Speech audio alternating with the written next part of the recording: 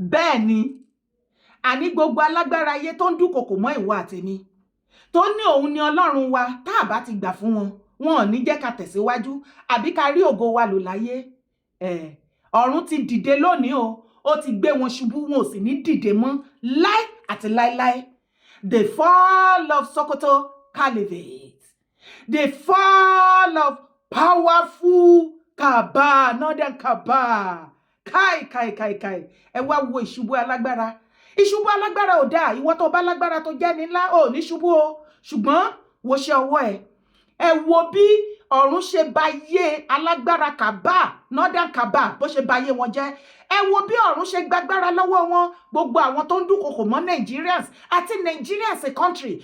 Bí ẹni wípé àwọn ni wọ́n ni wá, àwọn ni Ọlọ́run wa, láìsí àwọn kò sí àwa. As a matter of fact, northern leaders and all that made Nigerians believe, both home and abroad, that they are our Lord. Without them, we cannot do anything. As a matter of fact, if there's anything that the Southerner ever wanted for the progress in life in that Nigeria, if it does not suit them in the northern part of Nigeria, you can forget it. Come and watch the fall of the Sokoto Caliphate. I am still asking you, where are the northern powerful Kaba after the US airstrike that landed in Sokoto? Ó ti di woro sí woro. Ṣé o notice wípé not in ṣọ̀fọ̀? O rí wípé atẹ́gùn tó fẹ́ jáde láti ibẹ̀ yẹn atẹ́gùn ọ̀fọ̀ ni. Àwọn tí ọ̀fọ̀ ṣẹ̀ kò lè yẹ, tẹ̀lé mi wá gbọ́ fídíò yìí. How did we get here?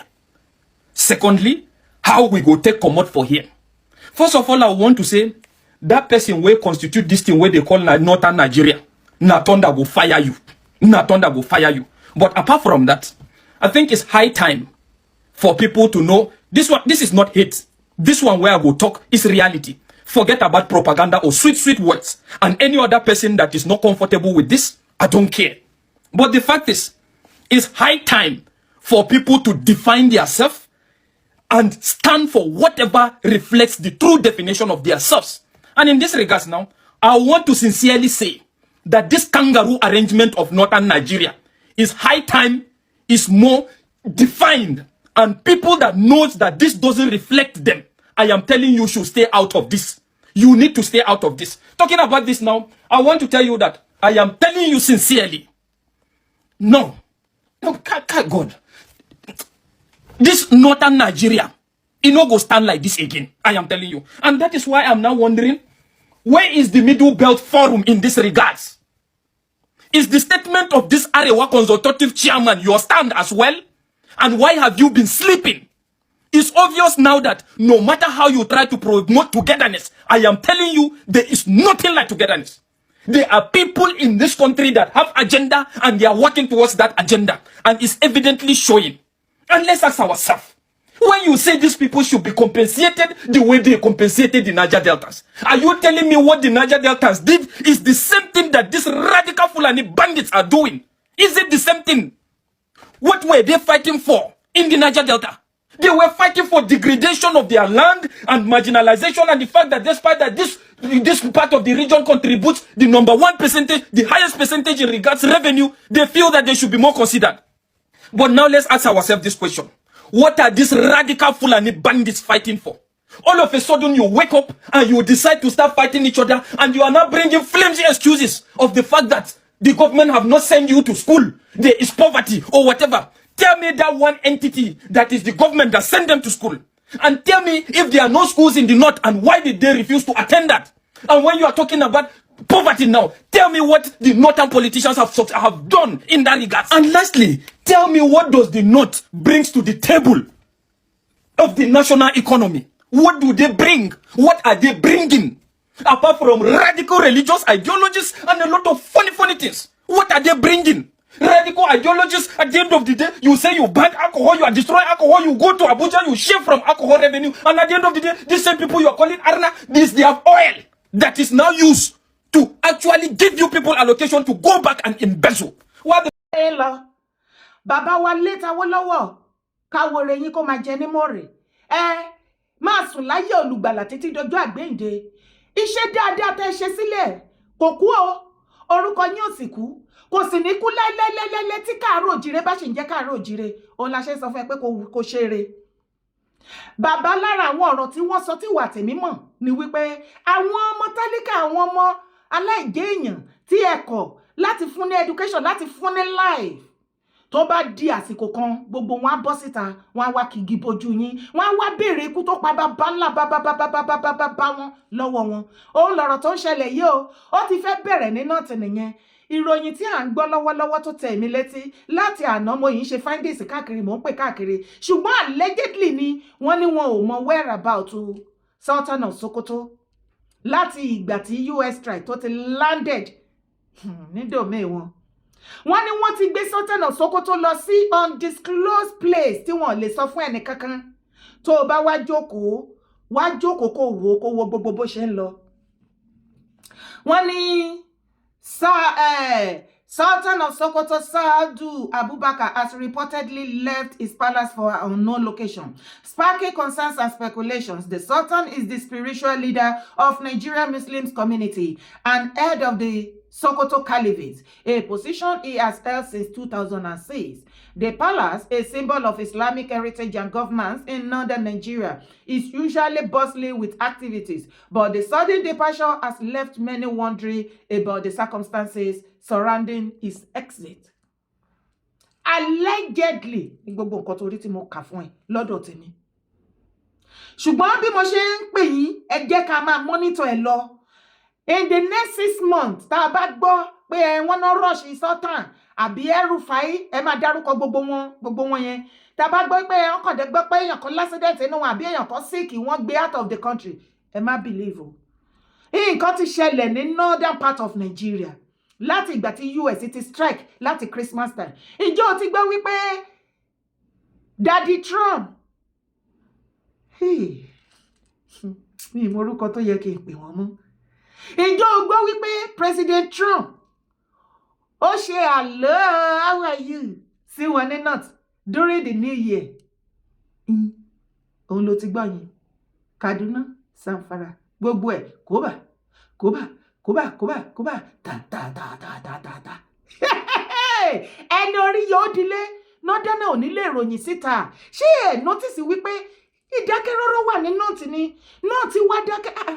Ẹ̀yin èèyàn mi, ẹ jẹ́ra yín lè kọ́nà kẹ́ farabalẹ̀ kẹ́ lè feel nǹkan tí mò ń sọ.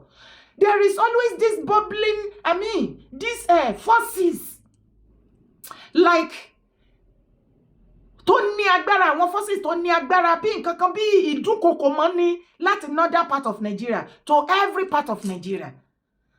Láti from so many years ni mo ti notice kìíní yẹn.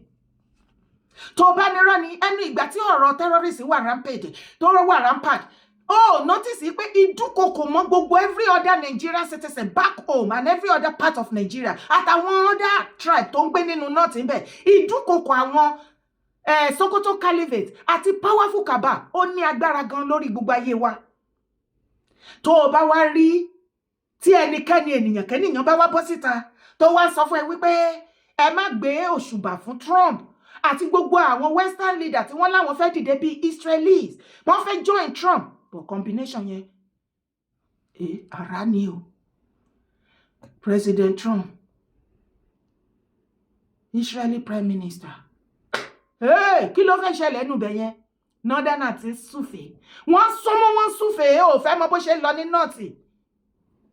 Wàá rí kó máa halẹ̀ mọ́ wa ní every now and then. Àti ìgbà tí kíní yẹn ti ṣẹlẹ̀ láti Christmas period títí dìsín, ìhàlẹ̀ wo lórí ní northern part of Nigeria? Ṣé kò jọ kò ṣe bẹ́ẹ̀ ni wípé ìgbà tí ọ̀fọ̀ ṣẹ̀ wọ́n, èyí tó wá wọ́ọ̀sì jù ń bẹ̀ ni wọ́n lọ́rọ̀. Ọba tí kì í lé ni kó tó mú ni. Ọba tí kì í lé ni kó tó mú ni ní. Ẹ wo bí Ọlọ́run ti ń gbàgbára lọ́wọ́ alágbára tó fi tagbára mú ni tagbára. Ẹ wo bí Ọlọ́run ti kí igi bọ ojú alágbára tó rò wípé lẹ́yìn òun kò tún sí ènìyàn mọ́.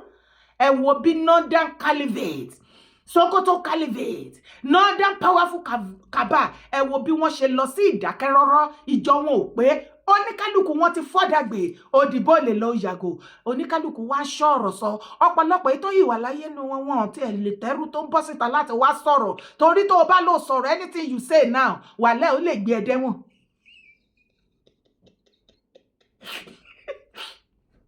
ìwọ tó o bá lọ ṣe interview tó o mọ nǹkan tó yẹ kó o wí bẹ́ẹ̀ ọ̀rọ̀ tó o bá sọ bẹ́ẹ̀ ó lè gbé ẹ dé ẹ̀wọ̀n ó dẹ̀ lè mú ẹ tọ́kúlá òun la ṣe ń sọ fún ẹ̀yin onífìtìnà tí ẹlẹ́sìn jàgídíjàgan tẹ́ ẹ sásábẹ́ fanatic muslim tẹ́ ẹ ń dúramúramù mọ́ra yín bẹ̀ nílẹ̀ káàró òjìire ẹ lọ sọ owó agbẹjẹmọ́wọ́ tí ẹ bá fẹ́ kàn dín nínú iyọ̀ mo tún sọ mi ò ṣeré ẹ̀yin ò mọ bó ṣe ń lọ bẹ́ẹ̀ lọ ẹ tíráyè ẹ jọ ẹ ní àfà tẹ́ ẹ bá rí náà láì ẹni oníṣẹ̀ṣe ẹni christian tó bá ti jẹ́ fanatic tó múra tó dúnkokò mọ́ àwọn ẹlẹ́sìn mìíràn ẹ fún wa ní orúkọ wọn mo nínú ilé ẹ ló máa wà bínú mosque àbí ṣọ́ọ̀ṣì àbí bíkíbi tó bá wà wọ́n á gbé ya ẹ̀ dear it this is 2026 ẹ rò péré ni wọ́n ṣe ni à ń ṣe ni èmi ò wá báyé ṣeré o òtítọ́ ni mo gbé dání iṣẹ́ tí orí rán mi ni mò ń ṣe bẹ́ẹ̀ ni wo northern part of Nigeria wọ́n ń ṣe ọ̀fọ̀ burúkú ọ̀fọ̀ ti ṣẹ̀ wọ́n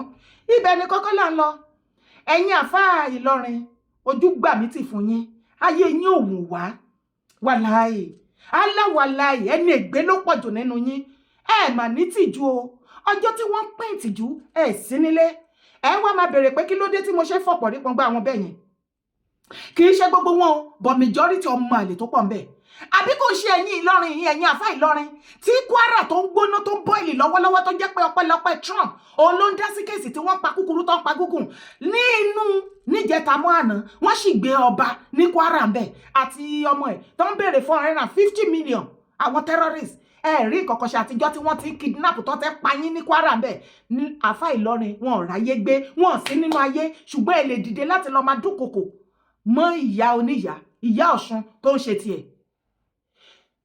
ẹ wá gbọ́ fídíò àlàyé bí ọ̀rọ̀ yẹn ṣe ṣẹlẹ̀ ẹ wá gbọ́. àwọn ni wọ́n dààmú yín. àwọn community àdúgbò. ní pé kí nìyẹn. pé ń fẹ́ Ọlọ́sùn bí ń sì fọlọ́dìsá.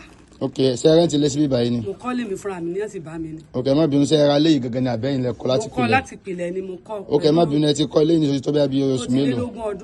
ẹ ti wà níbí báyìí.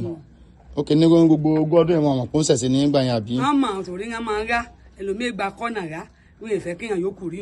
ok ẹ dákẹ́ má bínú ìyá wa ǹjẹ́ bẹ́ẹ̀ ṣe wà yìí sẹ́yìn náà mo ń gbìyànjú bẹ́ẹ̀ bá wọn kírun ẹwádìí ọ̀sán abẹ́yẹ̀ wá ṣe mọ́ ẹfi tó yẹ ṣe wúwo lẹ́yìn. mi ò kírun orí òye má bẹ́ẹ̀ ṣe kírun. ok ẹ ṣe gan ìyá mi ẹ jọ̀wọ́ ẹ má bínú gbogbo àjọ oníṣẹ̀ṣe ní Kwara State la wà ní bíbà yìí àsìkò ojú sí ọ̀pọ̀lọpọ̀ ohun tí a bá ní ìletò yìí ọjà àárẹ̀ ọ̀kà fún wa nípa àti wọn gbọ́ kọjá sí pé owó eléyìí ọmọ ṣẹlẹ̀ nílùú yìí kí ló ṣe Ìlọrin ní Ìbàdàn àbí báwo ní Ìbàdàn ṣe jẹ́ gan. Ìlọrin gbogbo ara àlejò là ń bẹ́ ń bì kì í ṣe wí Ìlọrin gangan ni àwọn gbogbo àlejò là ń kọ́lé síbẹ̀. nínú Ìlọrin náà sì ni bọ̀tí owó ayé tẹ wà tẹ pa lórí ìbílẹ̀ wà níbẹ̀ jẹ́ bí ara ní àtìlú mìíràn bí àjọ̀dá. ní ẹ̀sìn wáyé oṣù tó gún ọdún ẹnìyàn kò sọ pé ẹ̀sìn wà ń bíbà yẹn gbà yẹn àmọ́ lẹ́yìn pé kan bá wọn fi oníṣẹ̀ṣe ṣùgbọ́n tí orí bá ń fún wọn tí inú bá ń wọ́n ó dà pé ẹ máa ń fún wọn ní nǹkan gbà yẹn wọ́n sọ pé tó gbá ẹjọ́ ṣẹ̀ṣẹ̀ àwọn ọ̀fẹ́ gbà kan yín gbà yẹn àbí. ṣé ẹ bá wọn community ṣe. ń bá wọn ṣe mò ń dáwó ọmọ mi máa ń lọ community ọmọ mi ọkùnrin. ó kẹ́ dákun ẹ má bínú ṣé ó lẹ́sùn kan àbí gbólóhùn àṣọkọ́ tí wọ́n kọ́ wà àbí fọ́ọ̀kọ́ ojú pé wọ́n wá lé láti pé ní wọ́n dáná sun lé yín báyìí. kan tó lẹ̀ wọ́n á ṣe mẹ́tìnì ní ọwọ́ ní á ní kọ́mọ pè mí wá àwọn ìyá gbogbo àlà ń bẹ ní èèyàn pọ̀ à ń ṣe lọ́wọ́ ní àníkẹ́ pè mí wá mo sì tẹ̀ lọ́mọ yẹn pé kí wọ́n ní sùúrù mo wá dọ̀hún á ní tí wọ́n pè mí fún sẹ́mi farabalẹ̀ gbọ́ mo ní kí ló ṣẹlẹ̀ pé torí mo múra lé ọdún mi á ní tí mò ń ṣe pé àwọn aláǹfà wa bá àwọn community ló pè mí pé aláǹfà wa bá wọn pé àwọn ìfẹ́ ìṣẹ̀ṣe ìṣìfẹ́ Ọlọ́sùn kankan ṣe bẹ́ẹ̀ mi mọ̀ pé Ọlọ́sùn wọn ti lé wọn dànù màá bí tèmi kọ́ níwájú ọlọ́dẹ mú bí tèmi kọ́ pé tí wọ́n bá fẹ́ fà gangan ní kan jẹ́ kí a rí mi à ń sẹ́mi ègbọ́ torí àwọn fẹ́ jólé ẹ o tí wọ́n bá ti á jólé ẹ ṣé màá tó sọ yẹn. mo mọ̀ wọ́n tí wọ́n bá ti jó ọ̀sà àwọn àbígbà lọ wọ́n lè wọ́ ọ̀kọ́lé ni ìyẹn ti ní ọ̀dànù ti pẹ́. àwọn tó sọ̀rọ̀ yẹn wọ́n ti tó bí ọdún mélòó tẹ́ ti sọ̀rọ̀ yẹn gbẹ̀yìn. akọ́n tó lọ rí ọdún àfẹ́lẹ́ sọ̀sọ̀. ọ̀kẹ́ jásí pé láìpẹ́ yìí náà ni inú oṣù kọkànlá ni wọ́n sọ wọ́n láwọn ó jó lé yín wọ́n sì padà tó wá jó náà. ara mi é balẹ̀. ẹ dákẹ́ má bínú béèrè àkànfẹ́ bẹ́ẹ̀ pé sígbà tó lè ti wá ṣẹlẹ̀ sí ẹ fẹ́ kó nú ẹ̀sìn ṣẹ̀ṣẹ̀ abẹ́sì. oògùn báyọ̀ bí ìyá mi fi mí sí ni ìyá mi ló mú lé mi lọ́wọ́. tó túmọ̀ sí pé. ìyá mi torí ìyá mi ní ibodò sàárẹ̀. ok sẹ́yìn bá wọn bodò ládùúgbò yìí ni. mi ibodò ìsánlùsì ìyá mi mú lé mi lọ́wọ́. ok kìí pẹ́ ń bodò níbà yìí kìí pé kẹ́ ẹ̀ ń pa àwọn ọmọ pé káwọn ọmọ bọ̀ wá ṣe ti yín. mi èrè kọjá yèrè ìmọ̀yàn rí. ẹ dákẹ́ pẹ̀lú tó wá ṣẹlẹ̀ yìí ǹjẹ́ ṣé bóyá gbà ní bóyá táyà bá ṣe wọlé bóyá lè gbìyànjú fi ìṣẹ̀ṣe kalẹ̀ ṣẹ̀ṣe láti fi ìṣẹ̀ṣe kalẹ̀ pẹ̀lú jẹ́sí. Orí ìṣẹ̀ṣe lẹ́kùn sí ọgbà tí màá yàn ní dòkú.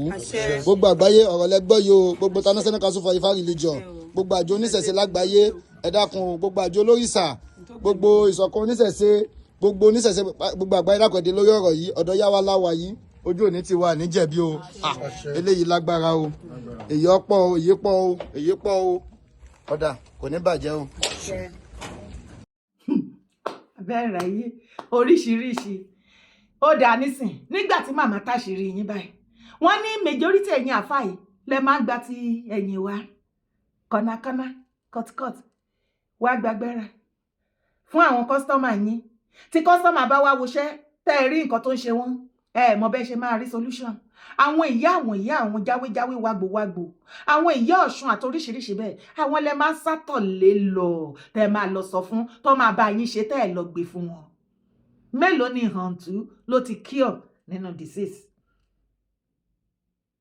ṣe rí pé ẹ̀yin àfá Ìlọrin kì í ṣe gbogbo yín o àwọn olóríire àfá kan wà nílọrin o ṣùgbọ́n ẹ̀yin ọ̀lẹ olè ọmọ àlè àfá kan ẹ pọ̀ ṣálálú tẹ́kọ̀ wáyé ṣá ẹ̀kọ̀ wáyé asán ẹ pọ̀ nílọrin ẹ̀yin àfá Ìlọrin tẹ́ lọ dúnkokò mọ́ ìyá Ọ̀ṣun ṣe rí wípé ẹni ègbé ni yín ẹ̀rí ilé ayé gbé ilẹ̀kùn ti mú yín lọ́wọ́ ta ló lè bá mi advice àwọn aláàfáà wọ̀nyí nǹkan méjì péré o lèmi need látọ̀dọ̀ ìyá Ọ̀ṣun kì í ṣe dandan kẹ́ send ẹ̀ sí mi ẹ lè ṣe sí online tá bá ṣe sí online yín tẹ́ bá rí ẹ lè share pẹ̀lú mi ìyá Ọ̀ṣun orísun tí ó lè gbà wọ́n sílẹ̀ tí wọ́n bá kí ata tútù bọ ìdí wọn tó fi ṣe fìlẹ́ńgẹ́ mọ́ everybody orísun yẹn ti gbé àwọn northern leaders and elders and northern kaba tí wọ́n recruit wọn tán lè máa lọ gbé wọn bá tí wọ́n mú telephone níṣẹ́jú kan pé free him leave him alone don't do anything there must not be any persecution or whatsoever wọ́n ti fọ́dà gbé ilẹ̀kùn ti mú wọn lọ́wọ́ ẹni orí yóò dilé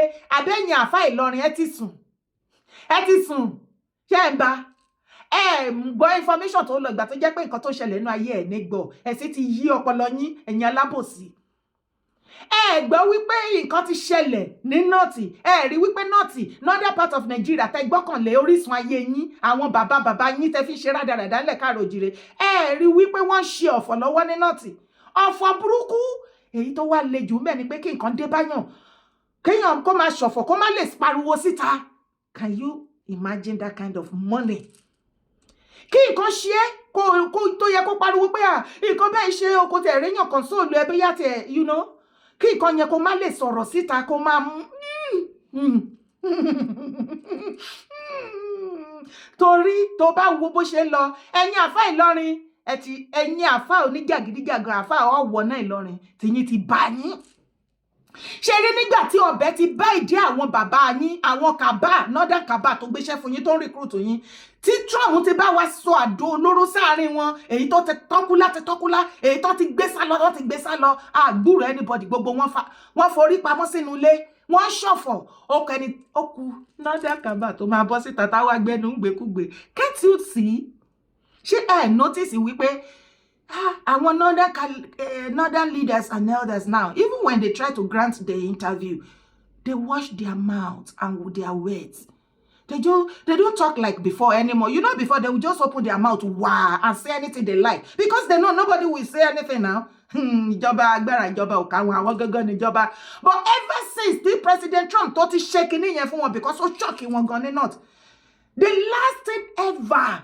ti northerner kaba Sokoto Caliphate tí wọ́n lè ever expect ni wípé kí Tinubu President Bola Ahmed Tinubu kí wọ́n fi àyè gbà kí Trump dá sí ọ̀rọ̀ Nàìjíríà ọ̀rọ̀ terrorist wọn rò láyé pó lè ṣẹlẹ̀ ọ̀pọ̀ ẹ̀mí àgbàlagbà wọn àwọn kàbá ló ti bá kinní yẹn lọ mo ní náà tí ń ṣọ̀fọ̀ ẹ̀yin wá ṣe bí olórí burúkú ẹ lọ́halẹ̀ mọ́ ìyá Ọ̀ṣun nǹkan méjìlá nídìí lọ́wọ́ yín mi ní kẹ́ sẹ́ǹdẹ̀ sí mi ẹ ṣe kẹ́ gbé síta bẹ́ ṣe fídíò yẹn yín tẹ́ bá rí ẹ ṣe pẹ̀lú mi a fẹ́ rí fídíò ojú àwọn àfáà yẹn àwọn àfáà tó wá ń dúnkokò mọ́ yín ẹ má bẹ̀rù wọn níbi tá a bá dé ẹ ti gbé sí online already a fẹ́ rí fídíò ojú àwọn àfáà yẹn pẹ̀lú àwọn orúkọ wọn ní online ẹ jù sí online eré làwọn pípù yìí rò pa àṣẹ o èmi ò mọ̀ tàwọn blog mi ò mọ̀ tàwọn media mi o I dey tell you wetin dey happen and dey feel like say I dey lie a fẹ́ mọ ojú àáfà tó fẹ́ ṣe bí olórí burúkú nílẹ̀ káàárọ̀ òjíire àtorúkọ wọn.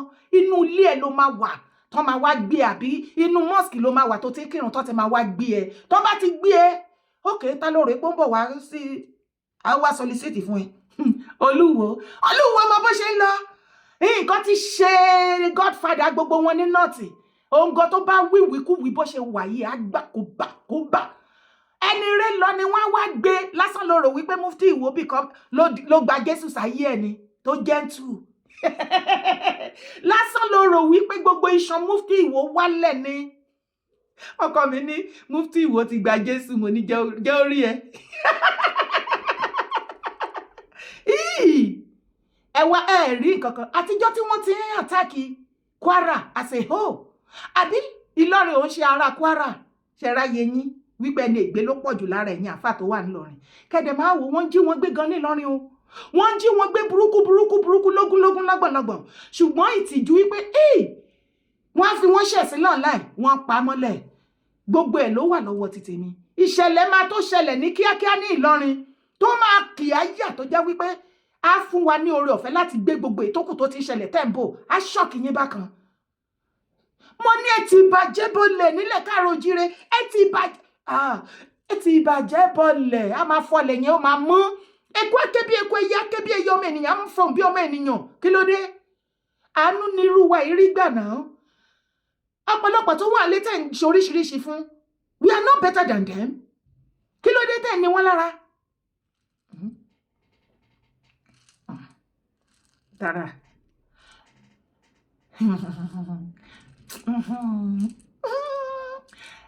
Daddy Oni, Happy New Year, sir. Ìyókù Ẹlẹ́dẹ̀ Èkìtì. Daddy Aláàfin, Happy New Year. Mo kí yín, mo kí yín Ìyókù Ẹlẹ́dẹ̀ Èkìtì. Gbogbo ọmọ Yorùbá ni. Wọ́n ní ká bí yín ní pé a fẹ́ gbọ́rọ̀ látẹnu Sultan of Sokoto Godfather yín.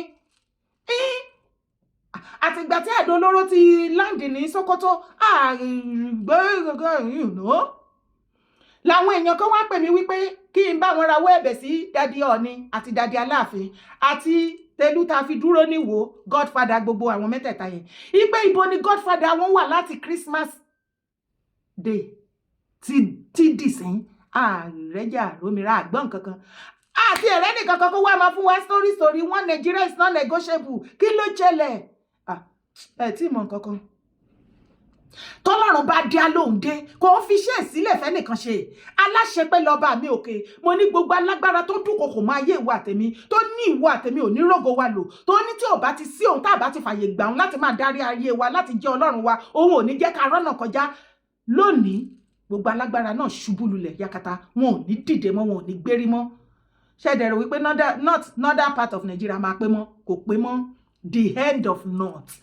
All of a sudden, northern part of Nigeria becomes a joke to the whole world. All of a sudden, Ọlọ́run kan bójú gbogbo northern caliphate jẹ́ ní.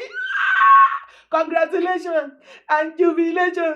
Congratulations. A kú oríire, a kú iṣẹ́. Ṣó ti wá rí wípé èrè ń bẹ ńbẹ̀. Ìwọ mo fẹ́ kó mọ̀ wípé gbogbo nǹkan tó ń ṣẹlẹ̀ lọ́wọ́lọ́wọ́ iṣẹ́ ìwọ àtèmi ni.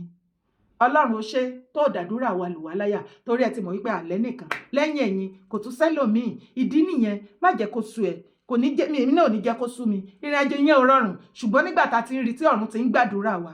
Ṣó fẹ́ gbọ́ Christmas Day Trump ṣe kinní yẹn fún wọn ní north. Orí pọ́n ṣọ̀fọ̀ gan ni. Ó rí pé north dákẹ́ ni. North ti parí kò sí nǹkan kan mọ́. Orúkọ tèmi ò yí padà Yèyé Dára Kowé ni mò ń jẹ́ kokoko. Má gbàgbé o láti bá mi subscribe sórí YouTube channel. Má sì gbàgbé láti bá mi like video bá mi share. God bless you gbogbo ẹ̀yin olólùfẹ́ mi káàkiri àgbáyé ẹ̀yin ìyá mi àti bàbá mi. Ẹ̀gbọ́n mi àbúrò mi mate mi pátápátá throughout the 2025 tẹ́ dìde pẹ̀lú mi. Tẹ́ dúró tọ́sẹ̀ wípé Dára ìwọ iṣẹ́ ní kúrò lẹ́yìn ẹ̀ ní dálé ayé ṣe. Happy New Year lẹ́ẹ̀kan sí. Ọdún ayọ̀ ọdún àlàáfíà ìgbéga ló máa jẹ́ fún gbogbo wa. Ire o. Bye for now. Shit.